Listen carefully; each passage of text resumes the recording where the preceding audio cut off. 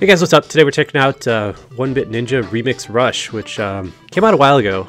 We didn't have any video of it, so I figured no better time than the present, right? I believe somebody requested this on Twitter. Yeah, actually someone did when I asked what we should record. So I haven't played this before. This was something that someone else was, I think we posted a review on it, or someone was all over writing about it, so I was just like, you know what, I'm not even gonna bother. You're not super good at it. How do you play? So one side of the screen is run forward, and the other side is jump, right?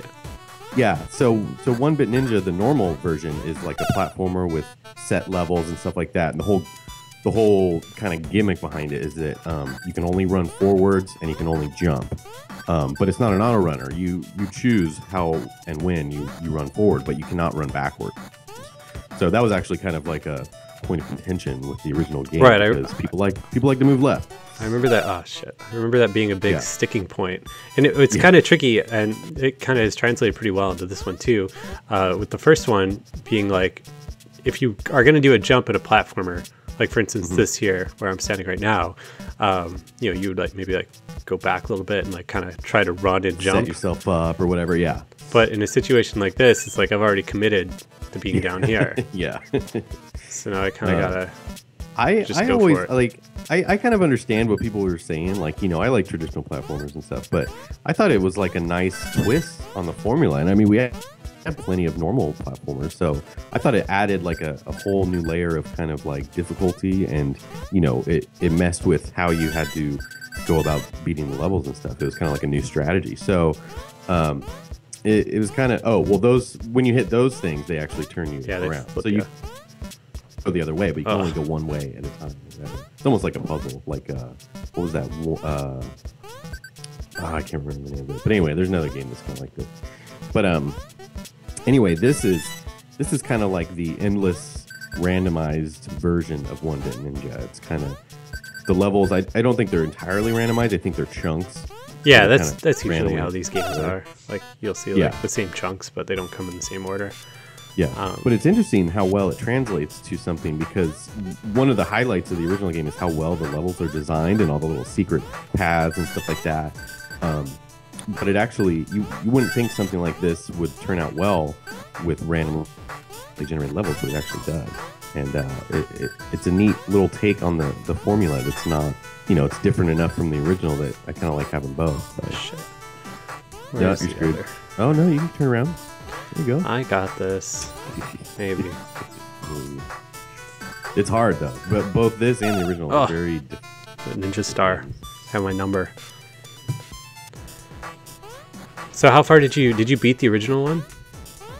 I believe so when it first came out, and then but I never went back and got like all the collectibles. And when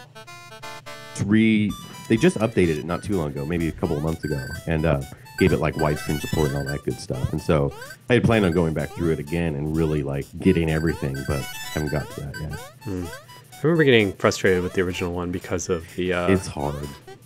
The mechanics, and just kind of getting stuck. And yeah. Well, the original too is like you know, you can see this one's kind of like set off. It's kind of isometric, I guess, or maybe that's not the right word, but it's kind of like tilted a little bit, kind of like Paper Mario. Yeah, exactly. And the original is actually straight on 2D, and then you can actually touch the screen and turn it into 3D. That was like another one of its gimmicks or whatever, is that you could discover hidden passages and stuff like that by tilting the world into 3D view. It was really clever. But this one's kind of locked in this perspective. I don't think you can't change the view at all, can you? I don't think it really does. I mean, I don't think so. Yeah. Tilting my phone around and stuff doesn't. Can you touch the middle of the screen and swipe back and forth? Does it change anything? No, just okay. It looks like one side. So this of the one's screen locked in this perspective, which is probably better for this type of game. Yeah, I mean, especially if it's just kind of a random. Yeah. But in the original game, it's neat. You can actually touch and tilt the world around and change the view or whatever. It's kind of cool. These arrows are the real deal. But don't worry. Don't worry, I don't have this under control. My problem with games like this, and why I think it did so poorly on the original one was that I'm very much the kind of person that just always had the run button down when I played Mario, you know? Right. Yeah. And you really need to this kind of the game and the game before it kind of break your brain because they like actively punish you for running too much. Right. Which is really kind of an interesting spin on this sort of thing. I dig the graphics though. Like it kind of gives me a Pix and Love Rush sort of vibe in a weird way. Like you know when you got the Game Boy kind of level that was transitioning into whatever the next one was. Right. Looks kind of like this. Yeah, I think it's very authentic Game Boy style too. That reminds me, I need to find my Virtual Boy. Oh god, yeah, bust that thing out. Yeah, but the problem is that the Virtual Boy, I bought one on eBay, but it has one of the display cables is broken, which is like a really common thing that goes wrong with the Virtual Boy because they're like crimped in this weird way that over time they just kind of get undone or whatever.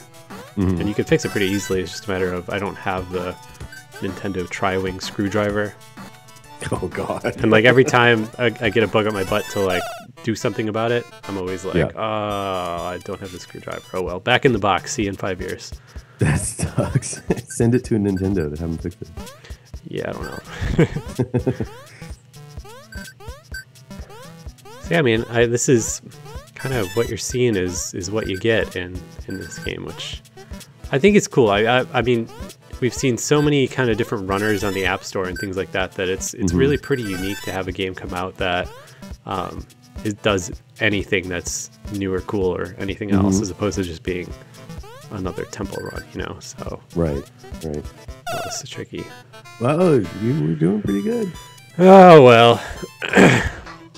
Well, yeah, that's One Bit Ninja Remix Flash. Let's check out the options, see if there's anything good in there. I guess just minor control and sound settings. Let's see if we have a question mark here. Tap and hold when bouncing on an enemy to jump. Oh, so collecting 20 of those adds 2 seconds to the clock. I don't even survive long enough to for the time to be an issue. And of course, there's all your stats and leaderboards and things like that. So, yeah, One Bit Ninja, definitely check it out. It's a cool game.